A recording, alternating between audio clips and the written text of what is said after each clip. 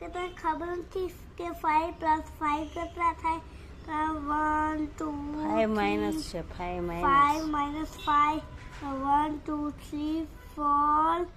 5 કરા આ બે અને આ બે હા તો આમાંથી 5 જ કટ કરો 1 2 3 4 5 કે તો આવી જા એ કોઈ નહીં આવે 0 1 2 3 4 5 6 7 8 9 આ 9 ડિલીટ કરી 5 છે તો 5 કટ કરना 1 2